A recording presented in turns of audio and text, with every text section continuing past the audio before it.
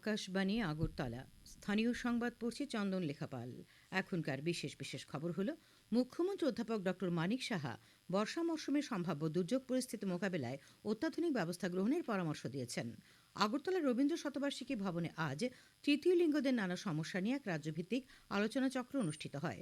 প্রধানমন্ত্রী নরেন্দ্র মোদী বলেছেন, প্রত্যেকেরই যোগব্যায়ামকে জীবনের অবিচ্ছেদ্য অংশ করতে প্রতিশ্রুতিবদ্ধ হওয়া এবং অন্যদের এই বিষয়ে উৎসাহিত করা উচিত।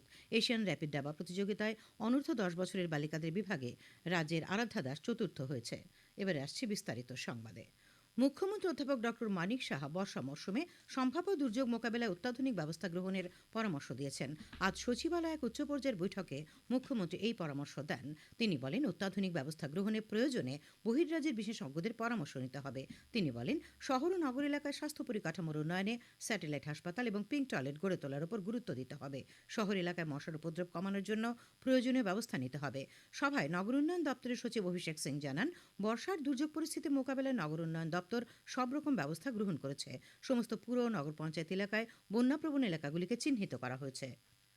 সমাজ উন্নয়ন এবং সমাজ শিক্ষা দপ্তরের উদ্যোগে এবং স্বাভিমান সোসাইটির সহযোগিতায় আজ রবীন্দ্র শতবার্ষিকী ভবনে তৃতীয় লিঙ্গ সদস্যদের নিয়ে এক রাজ্যভিত্তিক আলোচনা চক্র ও সচেতনতামূলক অনুষ্ঠান হয়। অনুষ্ঠানে সমাজ উন্নয়ন ও সমাজ শিক্ষা দপ্তরের সচিব তাপস রায় তৃতীয় লিঙ্গের ব্যক্তিদের সামাজিক, অর্থনৈতিক সহ নানা সমস্যা তুলে ধরেন। তিনি বলেন, তৃতীয় লিঙ্গের ব্যক্তিদের আইনগতভাবে সুরক্ষা দিতে, সমাজে সম্মানজনক স্থান করে দিতে এবং তারা যাতে সকলের সঙ্গে স্বাভাবিক জীবনযাপন করতে পারেন তার উদ্যোগ নিয়েছে রাজ্য সরকার। তিনি আরও বলেন, তৃতীয় লিঙ্গের উন্নয়নে রাজ্যে স্মাইল প্রজেক্টের মাধ্যমে স্কলারশিপ প্রদান এবং মাসে 2000 টাকা করে সামাজিক ভাতা প্রদানের ব্যবস্থা রয়েছে। অনুষ্ঠানে সমাজ উন্নয়ন ও সমাজ শিক্ষা দপ্তরের অধিকর্তা এল রাঞ্চল বলেন, এখন পর্যন্ত রাজ্যে 25 জনকে ট্রান্স কার্ড দেওয়া হয়েছে আর 50 জনকে এই কার্ড দেওয়ার উদ্যোগ নেওয়া হয়েছে। অনুষ্ঠানে national institute of social defence ডিভিশনের ট্রান্সজেন্ডার বিষয়ক কনসালটেন্ট রবিনা বারিহা, এনআইএসডির অধিকর্তা আর রাজগিরি বক্তব্য রাখেন। কেন্দ্রীয় সরকার সংগৃহীত করের শেয়ার হিসেবে রাজ্যগুলিকে নিয়মিতভাবে দেওয়া অর্থরাশির বাইরে অতিরিক্ত কিস্তির অর্থ হিসেবে গতকাল 1,39,750 কোটি টাকা রাজ্যগুলিকে প্রদান করেছে। এর মধ্যে ত্রিপুরা পেয়েছে 989 কোটি 44 লক্ষ টাকা। তার ফলে রাজ্যগুলির উন্নয়ন এবং মূলধনী খাতে ব্যয় করা ত্বরান্বিত হবে।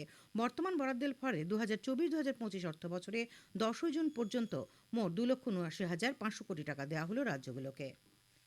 মুখ্যমন্ত্রী অধ্যাপক ডক্টর মানিক সাহা মহারাজা বীরবিক্রম বিমানবন্দর থেকে আগরতলা শহর পর্যন্ত রাস্তার দুপাশে সৌন্দর্যায়ন প্রকল্পে রাজ্যের চিরাচরিত মিশ্র সংস্কৃতিকে প্রাধান্য দেওয়ার পরামর্শ দিয়েছেন। আজ সচিবালয়ে এক পর্যালোচনা বৈঠকে মুখ্যমন্ত্রী পরামর্শ দেন। এই সৌন্দর্যায়নে স্থানীয় শিল্পীদের যুক্ত করে কাজকে আকর্ষণীয় করতে বলেন তিনি এয়ারপোর্ট আগরতলা সড়কে দ্রুত পর্যাপ্ত স্ট্রিট লাইটের ব্যবস্থা করার নির্দেশ দেন।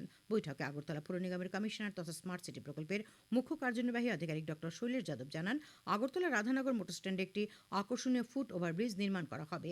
মূলত ভিড় এড়াতে এবং পথচারীদের সুবিধার্থে এই ফুট ওভারব্রিজ নির্মাণ করা হবে। শ্রী যাদব জানান, সৌন্দর্যায়ন প্রকল্পের জন্য ব্যয় হবে প্রায় 5.5 কোটি টাকা। বনমন্ত্রী অনিমেষ দেববর্মা আজ মহাকরণে জানান, ত্রিপুরায় উত্তর পূর্বাঞ্চলের মধ্যে সবচাইতে বড় ফুলের বাগান গড়ে তোলা হবে। এজন্য খোয়াই জেলার তুলাশিকর ফরেস্ট রেঞ্জে জমি নির্ধারণ করা হয়েছে।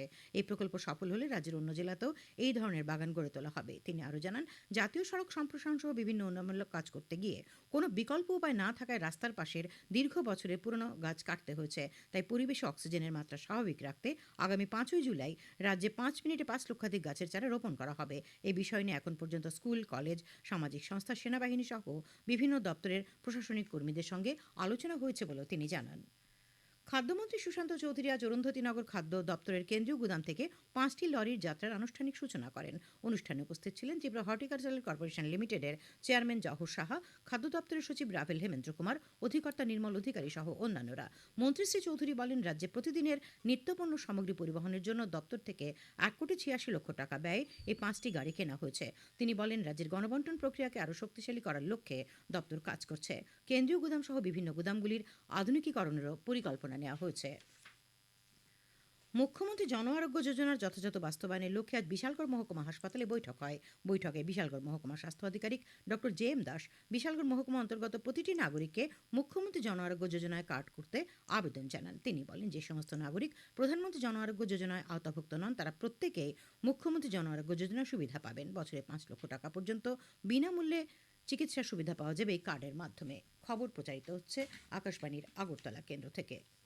দশম আন্তর্জাতিক যোগ দিবস পালিত হবে আগামী ২১শে জুন। প্রধানমন্ত্রী নরেন্দ্র মোদী আজ সামাজিক মাধ্যমে বলেছেন, যোগব্যায়াম একটি নিরবিচ্ছিন্ন অনুশীলন যার মাধ্যমে একতা এবং সম্প্রীতি উদযাপন করা সম্ভব। তিনি বৈচিত্র্যময় সংস্কৃতি এবং ভৌগোলিক সেতুবন্ধনের জন্য যোগের অসাধারণ ক্ষমতা তুলে ধরেন এবং বলেন, যোগব্যায়াম সামগ্রিক মঙ্গল সাধনের জন্য সমগ্র বিশ্বে লক্ষ লক্ষ মানুষকে একত্রিত করেছে। শ্রী মোদী বলেন যে প্রত্যেকেরই যোগব্যায়ামকে জীবনের অবিচ্ছেদ্য অংশ করতে প্রতিশ্রুতিবদ্ধ হওয়া এবং অন্যদেরও এই বিষয়ে উৎসাহিত করা উচিত। বরিষ্ঠ বিজেপি এমএলএ মোহন চরণ মাঝি ওড়িশার মুখ্যমন্ত্রী হচ্ছেন। বিজেপি পরিষদীয় দল সর্বসম্মতিক্রমে আজ ৫২ বছর বয়সী শ্রী মাঝিকে দলের নেতা নির্বাচিত করেন। এই সময় উপস্থিত ছিলেন কেন্দ্রীয় মন্ত্রী রাজনাথ সিং এবং ভূপেন্দর যাদব। মোহন চরণ মাঝি ৪বারের মতো বিধায়ক নির্বাচিত হলেন। ওড়িশায় দুজন উপমুখ্যমন্ত্রী হচ্ছেন, তারা হলেন কনকবর্ধন সিংদেও এবং প্রভাতী বারিদা। আজ মোহন চরণ মাঝির রাজ্যপাল রঘুবর দাসের সঙ্গে দেখা করে মন্ত্রিসভা গঠনের দাবি জানানোর কথা। ভারতের আবহাওয়া দপ্তর আগামী ৩ থেকে ৪ দিনের জন্য উত্তরপ্রদেশ, হরিয়ানা এবং দিল্লি সহ পূর্ব উত্তর পশ্চিম ভারতের কিছু অংশে তীব্র তাপপ্রবাহ পরিস্থিতির জন্য কমলা সতর্কতা জারি করেছে। দপ্তরের বিজ্ঞানী ডক্টর আর কে জেনামানি আকাশবাণীকে বলেছেন যে পুনরায় তাপপ্রবাহ থেকে তীব্র তাপপ্রবাহ সৃষ্টি হয়েছে এবং প্রধানত উত্তরপ্রদেশ এবং দিল্লিতে তা অব্যাহত থাকবে। তিনি বলেন, এই সময় তাপমাত্রা ৪৩ থেকে ৪৫ ডিগ্রি সেলসিয়াসের মধ্যে থাকতে পারে। ধলাই জেলা হাসপাতালে আজ রোগী কল্যাণ সমিতির বৈঠক অনুষ্ঠিত হয়। বৈঠকে উপস্থিত ছিলেন বিধায়ক স্বপ্না দাস পাল, আমবাসা পুর পরিষদের চেয়ারপারসন গোপাল সূত্রধর, জেলা শাসক বিবেক এইচবি, জেলার মুখ্য স্বাস্থ্য আধিকারিক ডক্টর অ্যাপোলো কলই প্রমুখ। বৈঠক শেষে রোগী কল্যাণ সমিতির চেয়ারম্যান জেলা শাসক জানান, জেলা হাসপাতালের সামগ্রিক উন্নয়নের বিষয়ে বিস্তারিত আলোচনা করা হয়। খোয়াইয়ের সোনাতলায় বিশ্ব হিন্দু পরিষদের খোয়াই গ্রামীণ প্রখণ্ডের উদ্যোগে রক্তদান শিবির অনুষ্ঠিত হয়। সোনাতলা বাজারে আয়োজিত এই শিবিরে মোট ২০ জন স্বেচ্ছায় রক্তদান করেন। উপস্থিত ছিলেন খোয়াই জেলা পরিষদের সহসভাপতি হরিশঙ্কর পাল, পুর পরিষদের চেয়ারপারসন দেবাশিস নাথ শর্মা প্রমুখ। দক্ষিণ জেলা প্রশাসনের উদ্যোগে আজ মতাই, মুহুরীপুর ও বাইখোড়া এলাকায় প্যাথোলজিগুলিতে অভিযান চালানো হয়। প্রয়োজনীয় কাগজপত্র না থাকায় ৩টি প্যাথোলজি বন্ধ করে দেওয়া হয়েছে। জেলার সহকারী সমাহর্তা কৃষ্ণচন্দ্র গুপ্তা অভিযানে নেতৃত্ব দেন। জেলার মুখ্য স্বাস্থ্য আধিকারিক ডক্টর সুব্রত দাসও এই অভিযানে ছিলেন।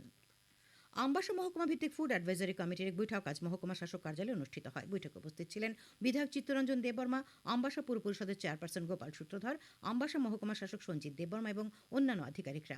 বৈঠক শেষে বিধায়ক শ্রী দেববর্মা জানান, আমবাসা মহকুমায় গণবন্টন ব্যবস্থাকে শক্তিশালী করার বিষয়ে আলোচনা হয়েছে। বিশ্ববিদ্যালয় মঞ্জুরি কমিশন ইউজিসি আগামী শিক্ষাবর্ষ থেকে উচ্চশিক্ষা প্রতিষ্ঠানগুলিতে বছরে দুবার শিক্ষার্থী ভর্তির অনুমতি দেওয়ার নীতিগত সিদ্ধান্ত নিয়েছে। বর্তমানে কমিশনের নিয়ম অনুযায়ী একটি শিক্ষাবর্ষে একবারই ভর্তির অনুমতি রয়েছে। কমিশনের চেয়ারম্যান অধ্যাপক মমিদালা জগদীশ কুমার বলেন, বোর্ডের ফলাফল ঘোষণায় বিলম্ব, স্বাস্থ্য সমস্যা বা ব্যক্তিগত কারণে যারা সময়মতো ভর্তি হতে পারেন না, এই সিদ্ধান্ত তাদের উপকারে আসবে। নবগঠিত কেন্দ্রীয় মন্ত্রিপরিষদের একাধিক মন্ত্রী আজ তাদের কার্যভার গ্রহণ করেছেন। বিশিষ্টদের মধ্যে স্বরাষ্ট্রমন্ত্রী অমিত শাহ, পররাষ্ট্রমন্ত্রী ডক্টর এস জয়শঙ্কর, কৃষিমন্ত্রী শিবরাজ সিং চৌহান এবং তথ্য সম্প্রচার মন্ত্রী অশ্বিনী বৈষ্ণব আজ দায়িত্বভার গ্রহণ করেন। তাছাড়া হরদীপ সিং পুরী পেট্রোলিয়াম, প্রাকৃতিক গ্যাস মন্ত্রীর এবং গজেন্দ্র সিং শেখাওয়াত সংস্কৃতি মন্ত্রীর দায়িত্ব নেন। পরিবেশ মন্ত্রীর দায়িত্ব নিলেন ভূপেন্দ্র যাদব। গিরিরাজ সিং কেন্দ্রীয় বস্ত্রমন্ত্রী হিসেবে দায়িত্ব নিয়েছেন। এলজেপির রামবিলাস নেতা চিরাগ পাসোয়ান আজ কেন্দ্রীয় খাদ্য প্রক্রিয়াকরণ ও শিল্পমন্ত্রীর দায়িত্ব নিয়েছেন। অন্যান্য মন্ত্রীরা যারা দায়িত্ব নিয়েছেন তাদের মধ্যে রয়েছেন কিরেন রিজিজু, জ্যোতিরাদিত্য সিন্ধিয়া, মনোহরলাল খট্টর, ডক্টর জিতেন্দ্র সিং, জয়ন্ত চৌধুরী, সঞ্জয় শেঠ, অন্নপূর্ণা দেবী। খেলার খবর। কাজাকিস্তানে অনুষ্ঠিত এশিয়ান ইয়ুথ র্যাপিড দাবা প্রতিযোগিতায় অনূর্ধ্ব ১০ বছরের বালিকাদের বিভাগে ভারতের হয়ে প্রতিনিধিত্ব করে রাজ্যের আরাধ্যা দাস চতুর্থ স্থান দখল করেছে। ৭ রাউন্ডে ৫ পয়েন্ট পেয়ে চতুর্থ হয় আরাধ্যা। একসময় 5 রাউন্ডে 5 পয়েন্ট নিয়ে শীর্ষে ছিল সে। আসরের 2টি ইভেন্টে খেলবে আরাধ্যা। আন্তর্জাতিক যোগ দিবস রাজ্যের প্রতিটি জেলায় উদযাপনের জন্য উদ্যোগ নেওয়া হয়েছে। ক্রীড়া দপ্তর থেকে ইতিমধ্যে সবকটি জেলায় নির্দেশ পাঠানো হয়েছে। সরকারিভাবে দিনটি উদযাপনের সঙ্গে এই কর্মসূচিতে বিভিন্ন ক্লাব, সংগঠন এবং এনজিওগুলিকে যোগদান করতে বলা হয়েছে। রাজ্য স্তরের মূল অনুষ্ঠান হবে হাঁপানিয়ার আন্তর্জাতিক মেলা প্রাঙ্গণে। সেখানে ২৫০০ যোগ প্রেমীকে সামিল করতে উদ্যোগ নেওয়া হয়েছে। অনুষ্ঠানে উপস্থিত থাকার জন্য রাজ্যপাল ও মুখ্যমন্ত্রীকে আমন্ত্রণ জানানোর সিদ্ধান্ত নেওয়া হয়। ত্রিপুরা স্কুল স্পোর্টস বোর্ডের বার্ষিক সাধারণ সভা আজ রাজধানী আগরতলার ভগৎ সিং যুব আবাসের কনফারেন্স হলে অনুষ্ঠিত হয়েছে। সভায় আগামী 1 বছরের স্কুল স্তরের খেলাধুলার বিষয়ে রূপরেখা চূড়ান্ত করা হয়। আগামী জুলাই মাসে সুব্রত মুখার্জি কাপ ফুটবলের আসর দিয়ে স্কুলের খেলা শুরু হবে বলে সিদ্ধান্ত হয়। সভায় আরও সিদ্ধান্ত হয়, মোট 16টি ইভেন্টে রাজ্য স্তরের আসর হবে এবং জাতীয় আসরেও রাজ্যদল পাঠানো হবে। সভায় 8টি জেলার জেলা সভাধিপতি এবং ক্রীড়া দপ্তরের আধিকারিকরা উপস্থিত ছিলেন। আবহাওয়া। আগামীকাল আকাশ সাধারণত মেঘাচ্ছন্ন থাকবে, দু এক জায়গায় বজ্রবিদ্যুৎ সহ হালকা থেকে মাঝারি পর্যায়ে বৃষ্টির সম্ভাবনা রয়েছে। তাপমাত্রা সর্বোচ্চ 34 ডিগ্রি সেলসিয়াস এবং সর্বনিম্ন 27 ডিগ্রি সেলসিয়াসের কাছাকাছি থাকবে। আজ দিনের সর্বোচ্চ তাপমাত্রা ছিল 36.6 ডিগ্রি সেলসিয়াস এবং সর্বনিম্ন 26.8 ডিগ্রি সেলসিয়াস। আগামী 24 ঘন্টা রাজ্যের সব জেলায় বিক্ষিপ্তভাবে বজ্রবিদ্যুৎ সহ বৃষ্টিপাতের সতর্কবার্তাও রয়েছে। শেষ করার আগে খবরের বিশেষ বিশেষ অংশগুলি আর একবার। মুখ্যমন্ত্রী অধ্যাপক ডক্টর মানিক সাহা বর্ষা মৌসুমে সম্ভাব্য দুর্যোগ মোকাবেলায় অত্যাধুনিক ব্যবস্থা গ্রহণের পরামর্শ দিয়েছেন। আগরতলা রবীন্দ্র শতবার্ষিকী ভবনে আজ তৃতীয় লিঙ্গদের নানা সমস্যা নিয়ে রাজ্যভিত্তিক আলোচনা চক্র হয়। প্রধানমন্ত্রী নরেন্দ্র মোদী বলেছেন, প্রত্যেকেরই যোগব্যায়ামকে জীবনের অবিচ্ছেদ্য অংশ করা উচিত। এশিয়ান র্যাপিড দাবা প্রতিযোগিতার অনূর্ধ্ব 10 বছরের বালিকাদের বিভাগে রাজ্যের আরাধ্যা দাস চতুর্থ হয়েছে। স্থানীয় সংবাদ আজকের মতো এখানেই শেষ হলো।